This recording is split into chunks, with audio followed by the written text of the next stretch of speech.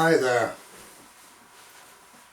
This is Paranormal Investigation Stories number 13. This is the very first one I did after the disbanding of Haunted Yorkshire Paranormal Research. This investigation was one with a difference. I was actually approached by the leaders of a group, and I won't mention their name for legal reasons, but suffice to say that these people made Most Haunted look professional. It was a strange series of events that led them to getting in touch with me. And they asked me if I would go and investigate a place called Annesley Hall, which is on the Nottinghamshire Mansfield borders. It's a wonderful, wonderful old building in many, many acres of land. This place that they wanted to investigate, it was to be part of a brand new television series called The Haunted Truth, and they wanted us to go there to film a pilot episode to see how things went on. There was quite a lot of advertising done prior to the event actually taking place, and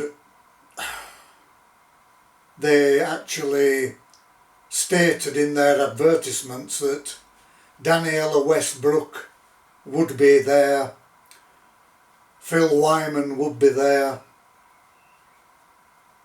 and people were buying tickets from eBay to actually attend and become part and to be seen on television. As they say, everybody wants that 15 minutes of fame, allegedly. I can remember one American couple in particular, and they paid over £1,000 for 2 tickets for this particular night of investigation at Annesley Hall, under the falsehood that they would actually be beginning to appear on what would become a regular television series on the paranormal.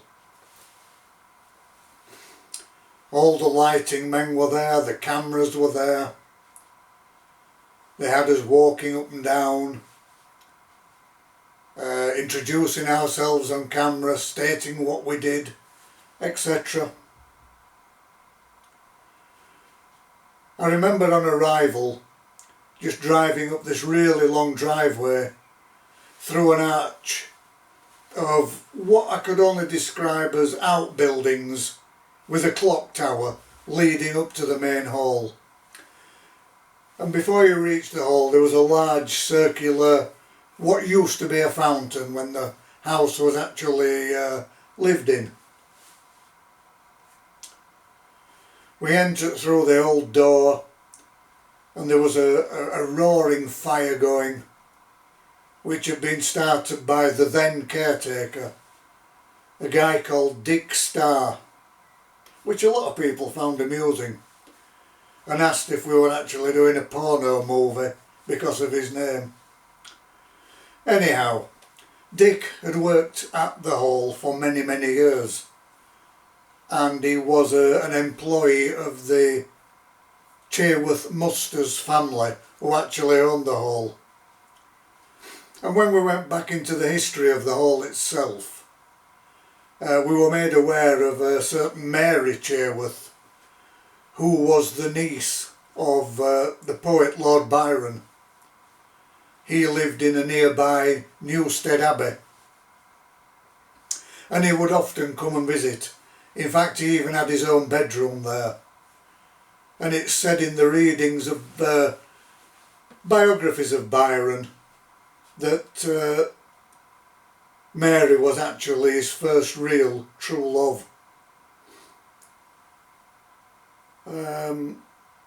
It was very interesting to actually stand in Byron's bedroom and look out through the window over the courtyard into the fields, and to realise that this guy who had the rock and roll lifestyle and a poet back in the day had actually walked on those very floorboards, had his hands on the actual windowsill. It was very interesting. Dick showed us around a bit, and he showed us an old door within the grounds where Byron, in moments of boredom, used to take a pistol and fire at this door, and he had these shot balls in his hand, and he said that these were removed from the door, and they were actually the balls which Byron had fired. Again, very fascinating to hold something, holding Byron's balls, so to speak. Anyhow, to get back to this investigation.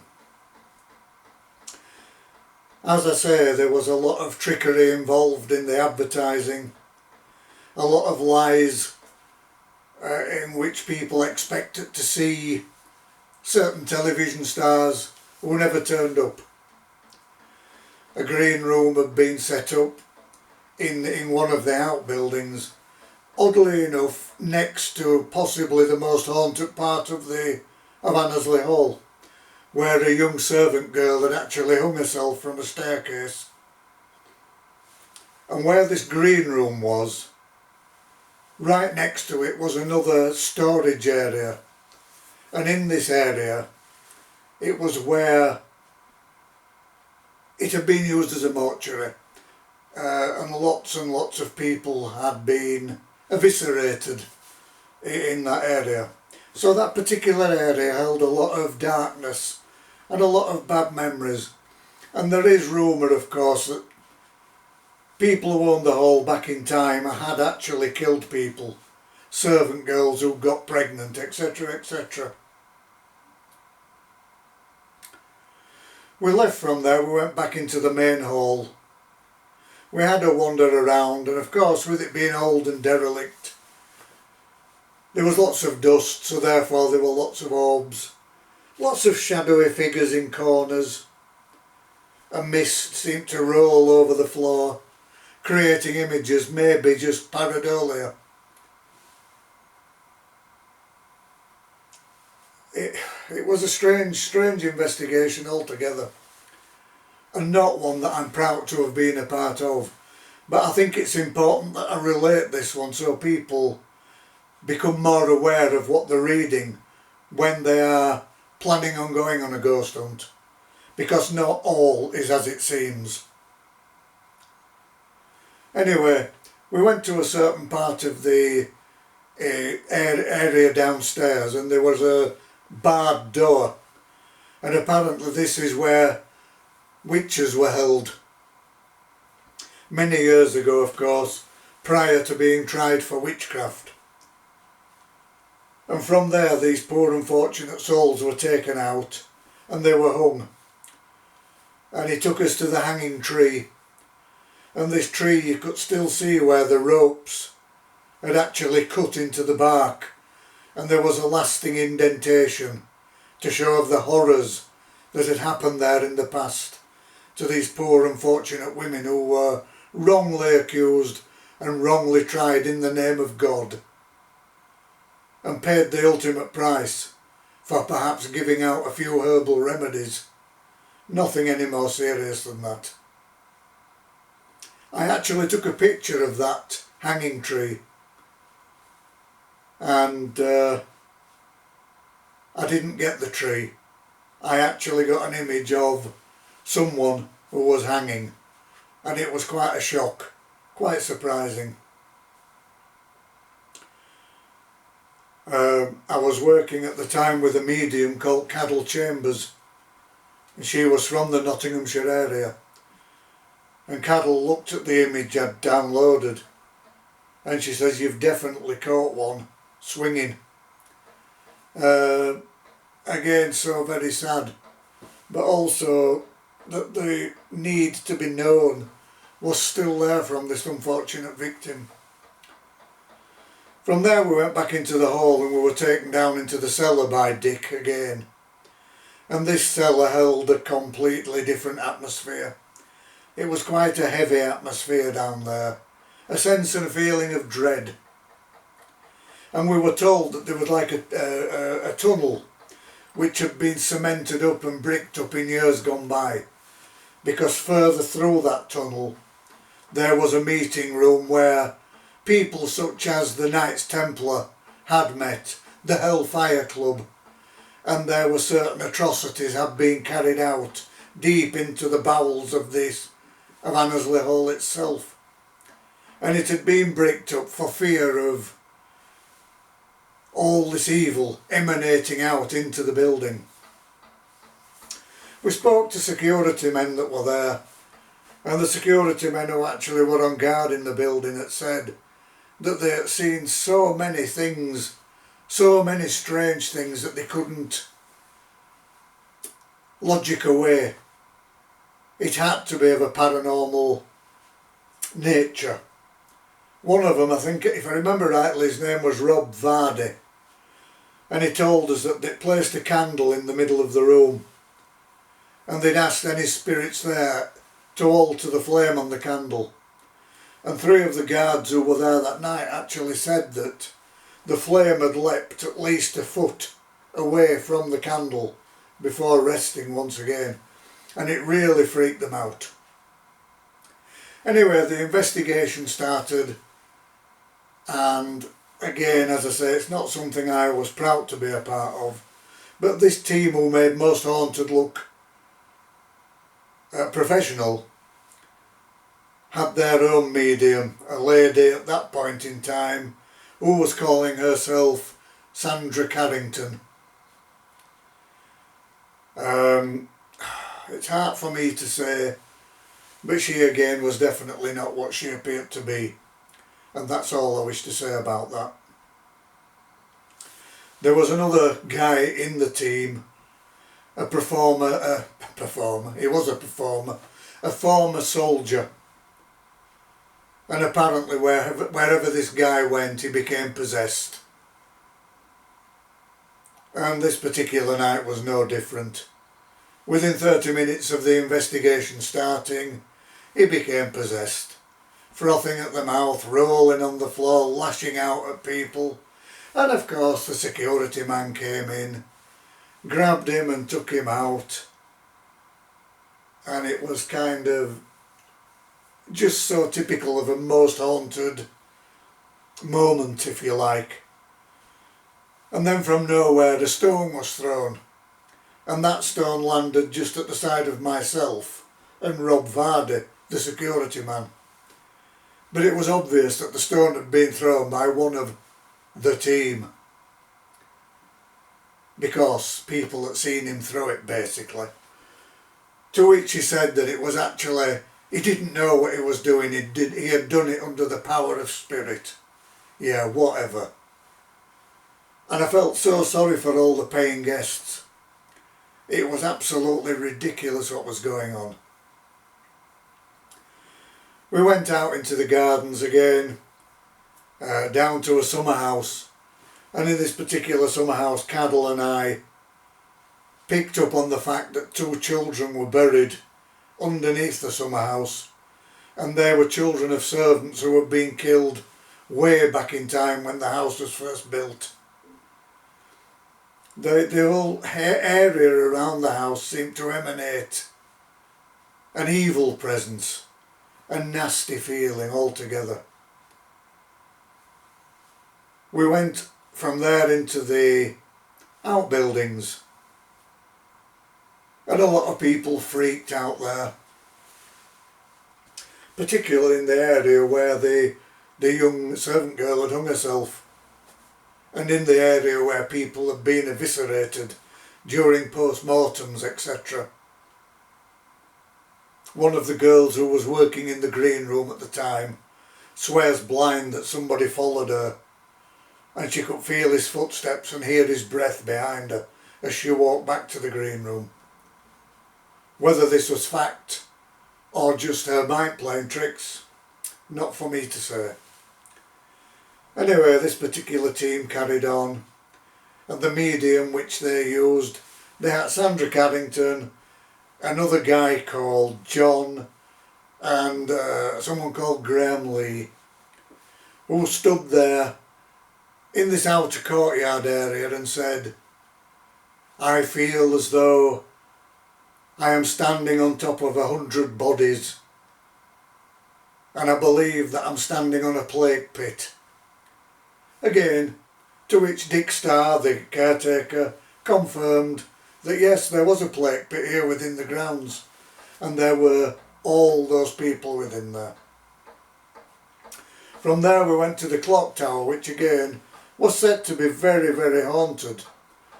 And as we walked up the stairs, it was almost as though it had been pre-set up, and we were aware that somebody was up there, because you could hear them moving around.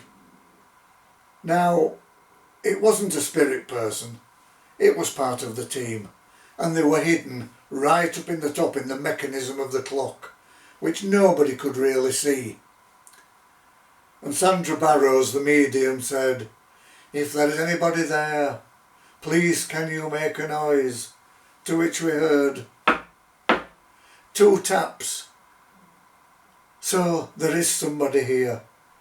I need to ask you to do another thing. If you are here with us, can you stop the clock?" And apparently this clock at Annesley had never been stopped, apart from when Derek Okora was there, along with Carl and Stuart again. And the clock tick, tick, tick, tick, and then silence. "Thank you for that, thank you." And on that note, everybody went back downstairs. And as we went on, the night was drawing to a close. People said that they'd felt as though they'd been pushed. One medium said that, Graham Lee said that he felt that he had been possessed by a Celtic monk. And this Celtic monk was really causing him some issues. So another one of this alleged so-called team did some Reiki on him, etc, etc.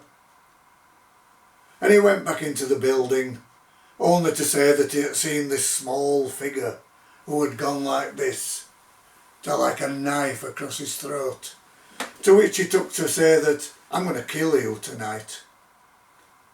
And sure enough, there on his neck was a red line, possibly just caused by pressing like that, and doing that and rubbing his own finger on his throat. This little person was allegedly seen by other members of this team, not by Cadel Chambers, not by myself. From there we went up to the graveyard. It had its own graveyard. Again, a lot of photographs were taken, a lot of herbage, and one that came to be known as Casper the Friendly Ghost. It was like a figure in mist rising from one of the graves.